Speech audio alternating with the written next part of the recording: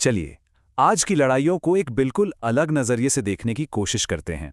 एक ऐसा नजरिया जो शायद थोड़ा परेशान करने वाला हो। जरा सोचिए, क्या हो अगर ये जो युद्ध हम देख रहे हैं ये कोई हादसा ना हो, मतलब ये अचानक नहीं होते बल्कि किसी बड़े सोचे समझे प्लान का हिस्सा हो। अक्सर हमें हेडलाइंस में क्या बताया जाता है? यही कि जंग की वजह धर्म है या कोई पुरानी नस्लीय दुश्मनी है। लेकिन क्या हो अगर असली खेल धर्म का नहीं बल्कि रिसोर्सेज का हो, मतलब तेल, सोना, कोबाल्ट, लिथियम जैसी कीमती चीजों का। देखिए, ये कोई कॉन्स्पिरेसी थ्योरी नहीं है, ये है जियोपॉलिटिकल इकोनॉमिक्स। तो चलिए, सबसे पहले उस कहानी की परतें उधेड़ते हैं जो हमें अक्सर सुनाई जाती हैं। इस अराजकता के पीछे जो एक मिथक है ना, उसे तोड़कर देखते हैं। एक तरफ हमें कहानी सुनाई जाती है कि देखो, इन देशों में कबीलों की लड़ाई है, धार्मिक कट्टरता है, पॉलिटिक्स ठीक नहीं है। और हाँ, ये सब बातें सच भी हैं अपनी जगह पर। लेकिन फिर एक सवाल आता है जिसका जवाब नहीं मिलता कि ये सारी परेशानियां दशकों तक उन्हीं देशों में क्यों बनी रहती हैं जहां जमीन के नीचे खजाना भरा पड़ा है। देखिए, इसकी एक बड़ी वजह यह है कि लड़ाई का तरीका ही बदल गया है। अब बड़ी ताकतें, मतलब सुपर पावर्स, एक दूसरे से सीधे सीधे नहीं भिड़ती।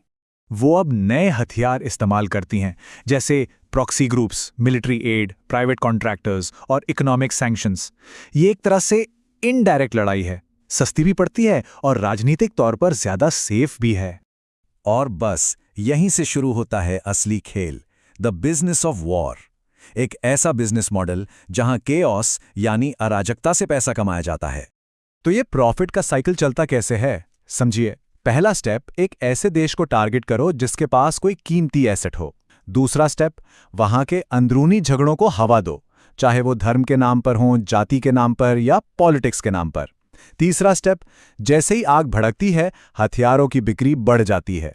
और चौथा, भविष्य के लिए, यानी जब सब तबाह हो जाएगा तो उसे फिर से बनाने के बड़े बड़े कॉन्ट्रैक्ट्स भी पहले से ही सिक्योर कर लिए जाते हैं। तो सवाल यह है कि इस पूरी अस्थिरता से फायदा उठा कौन रहा है? सीधा जवाब है हथियार बनाने वाली इंडस्ट्रीज, प्राइवेट सिक्योरिटी कंपनियां, एनर्जी मार्केट्स और बाद में देश को दोबारा बनाने वाली कंस्ट्रक्शन कंपनियां। इन सब के लिए युद्ध एक बहुत बड़ा मार्केट है।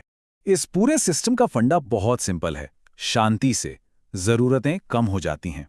लेकिन युद्ध डिमांड क्रिएट करता है, और जहां डिमांड है वहां प्रॉफिट है। अब यह सिर्फ थ्योरी नहीं है। चलिए दुनिया के ग्लोबल चेस बोर्ड पर कुछ असली उदाहरण देखते हैं, जहां देश अलग हैं, कल्चर अलग है, लेकिन पैटर्न बिल्कुल एक जैसा है। पहला case, democratic Republic of Congo.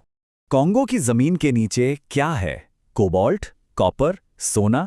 ये वो मिनरल्स हैं जो आज हमारी दुनिया चला रहे हैं। हमारे फोन में, लैपटॉप में, बैटरीज में, सब में यही इस्तेमाल होता है। और इसका नतीजा क्या हुआ? दशकों से, जी हां, दशकों से वहां जंग चल रही है। लोकल ग्रुप्स, बाहरी ताकतें, माइनिंग नेटवर्क्स, सब आपस में लड़ रहे हैं। ठीक है, अब अगला उदाहरण देखते हैं, लीबिया। लीबिया की स्ट्रैटेजिक वैल्यू क्या है? पहली, अफ्रीका के सबसे बड़े तेल भंडारों में से एक, और दूसरी उसकी लोकेशन जो जियोपॉलिटिक्स के लिए बहुत जरूरी है। बाहरी दखल के बाद क्या हुआ? सत्ता बिखर गई, देश टूट गया, अस्थिर हो गया। लेकिन सबसे दिलचस्प बात पता है क्या है? देश तो अस्थिर है, पर तेल का फ्लो वो आज भी चालू है। लेकिन ये तो सिर्फ बैलेंस शीट की बात हुई, ये तो सिर्फ स्ट्रैटेजी की बात हुई। इस खेल का एक और पहलू है, एक असली बैलेंस शीट है जिसे अक्सर भुला दिया जाता है, और वो है इंसानी कीमत। ये जो आंकड़े होते हैं ना, ये नहीं बताते कि कैसे पूरी की पूरी जनरेशन्स जंग के माहौल में बड़ी हो जाती हैं, कैसे परिवार उजड़ जाते हैं, कैसे देश की इकोनॉमी सिर्फ जिंदा रहने के लिए जूझती रहती है। कुछ लोगों के लिए ये एक स्ट्रैटेजी हो सकती है, लेकिन वहां रहने वालों के लिए ये एक ऐसा सदमा है जो कभी खत्म नहीं होता। और शायद सबसे बड़ी और कड़वी सच्चाई ये है कि जिन लोगों को दफनाया जाता है उन्होंने कभी उन कॉन्ट्रैक्ट्स पर साइन नहीं किए थे।